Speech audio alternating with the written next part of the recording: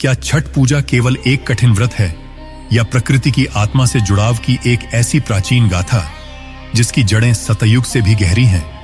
कौन है छठी मैया और क्यों होती है उनकी पूजा सूर्य देव के साथ? आज हम जानेंगे इस महापर्व के आरंभ की वह अद्भुत कथा जिसने एक राजा के जीवन को निराशा के अंधकार से निकालकर आशा के सूर्योदय तक पहुंचाया।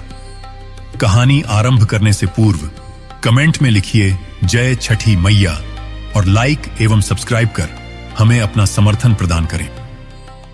सतयुग के आरंभ में स्वयंभू मनु के पुत्र राजा प्रियव्रत एक महान और प्रतापी शासक थे।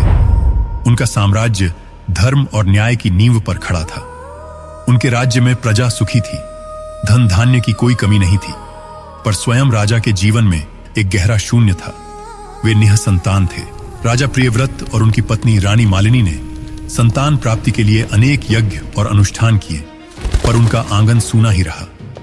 अपने वंश को आगे न बढ़ते देख राजा का हृदय प्रतिदिन दुख के सागर में डूबता जाता था। अपनी इसी व्यथा को लेकर राजा प्रियव्रत महर्षि कश्यप की शरण में पहुंचे। महर्षि ने उनकी निराशा को समझा और उन्हें एक पुत्रेष्ठ यज्ञ करने का मार्ग दिखाया। एक ऐसा यज्ञ जो देवताओं का आशीर्वाद सीधा गर्भ तक पहुंचा सकता था। राजा ने पूरे विधि विधान से यज्ञ का आयोजन किया। यज्ञ की पवित्र अग्नि में आहुतियां दी गईं। वेद मंत्रों की ध्वनि से दिशाएं गूंज उठीं। यज्ञ के प्रभाव से रानी मालिनी गर्भवती हुई और पूरे राज्य में उत्सव का माहौल बन गया। किंतु नियति को कुछ और ही स्वीकार था। 9 महीने बाद रानी ने एक पुत्र को जन्म तो दिया, लेकिन वह मृत पैदा हुआ था। महल में उत्सव की तैयारियां शोक में बदल गईं। दुख के इस अथाह सागर में डूबे राजा प्रियव्रत अपने मृत पुत्र के शरीर को लेकर श्मशान पहुंचे और उन्होंने भी पुत्र वियोग में अपने प्राण त्यागने का निश्चय कर लिया। जैसे ही राजा ने अपने जीवन का अंत करने का प्रयास किया, तभी आकाश में एक अद्भुत दिव्य प्रकाश फैला।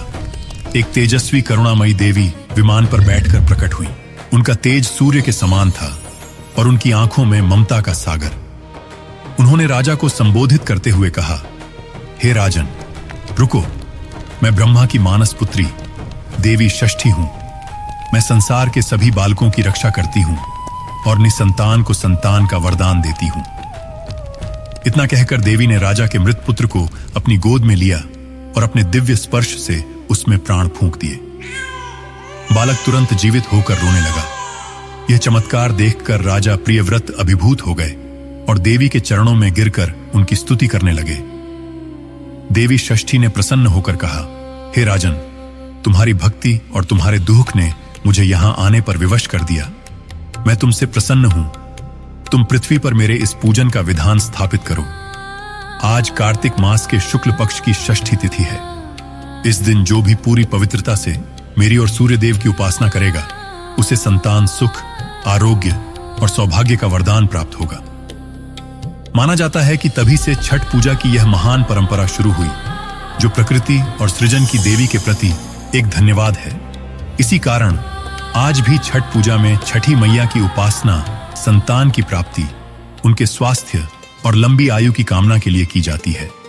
यह केवल एक व्रत नहीं, बल्कि जीवन, प्रकृति और मातृत्व के संगम की एक जीवंत गाथा है। अगर आपको यह कथा पसंद आई हो तो लाइक और सब्सक्राइब करके हमारा समर्थन करें। कमेंट में जय छठी मैया अवश्य लिखें और बताएं कि अगली बार आप कौन सी कथा सुनना चाहेंगे।